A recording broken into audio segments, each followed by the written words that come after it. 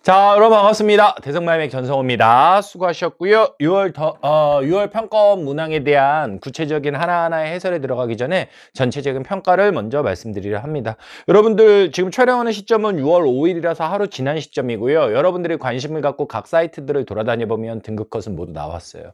근데 비교해 보시면 3월이나 5월 고3 친구들 기준 3월이나 5월 달에 봤던 것과 비교해 보면 1, 2, 3등급 컷이 뭐 그냥 아주 그냥 쉽게 1이나 3 보게 되면 별로 차이가 없죠. 별로 차이가 없습니다.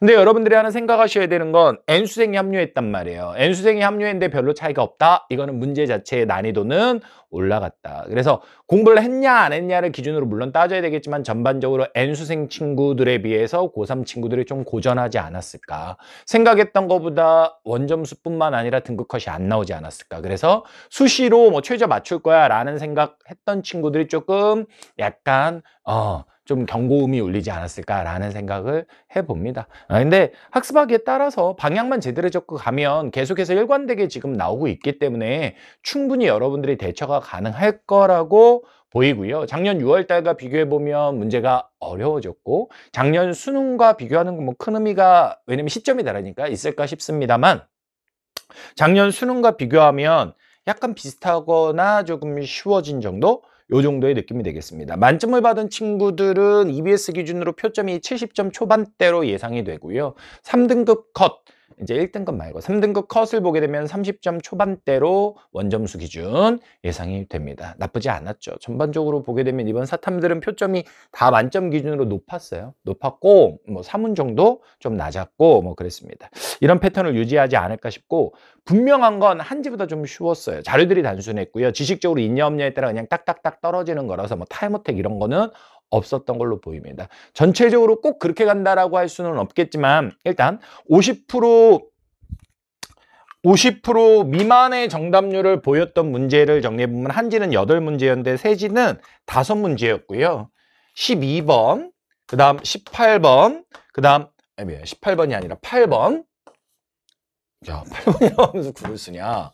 8번, 그 다음에 19번, 5번, 18번 이렇게 5문항이 이렇게 5문항이 여러분들이 정답률이 50%가 안 나왔던 문항입니다. 근데 50%는 넘었지만 60%가 채 안 됐던 문항도 한 4문제 정도 있어서 그런 뭐 50%라는 숫자가 절대적 기준치는 아니지만 그걸 기준으로 해봤을 때 한지보다 문항의 개수가 고난도 문항의 개수가 좀 적었지만 그 약간 그보다 조금 쉬운 유형의 문항들이 조금 곳곳에 포진하면서 전반적으로 만점을 받았을 때 표점의 차이는 한 3점 정도 그 정도로 벌어진 수준 난도 조절 어느 정도 적절히 한 수준 요 정도로 문제가 보입니다.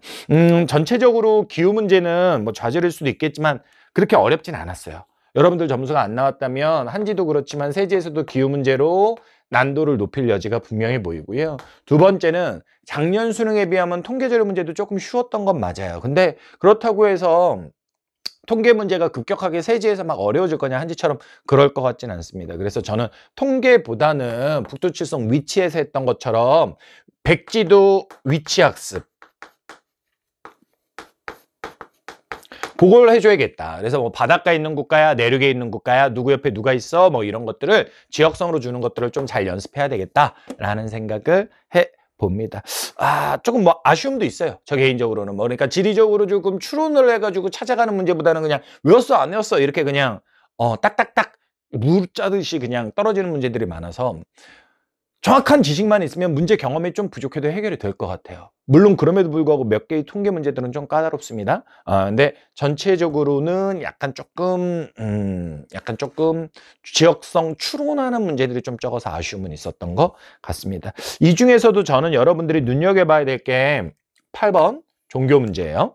그리고 12번은 뭐 하긴 하겠습니다만 좀 19번 18번도 그런 요소는 좀 있지만 이런 문제들이 그대로 이게 나온다는 아니지만 어렵더라도 어떻게 맞춰갈 것이냐 그거에 대해서 여러분들이 고민을 해볼 수 있는 유형의 문항들이 아닐까. 그러니까 좀 단순 암기가 아니라 추론하는 연습을 해볼 수 있는 문항이 아닐까 개인적으로 그 생각을 합니다. 자, 이제 구체적으로 문항별 해설로 들어가서 여러분들 만나도록 할 거고요. 이걸로 총평을 마치도록 하겠습니다. 감사합니다.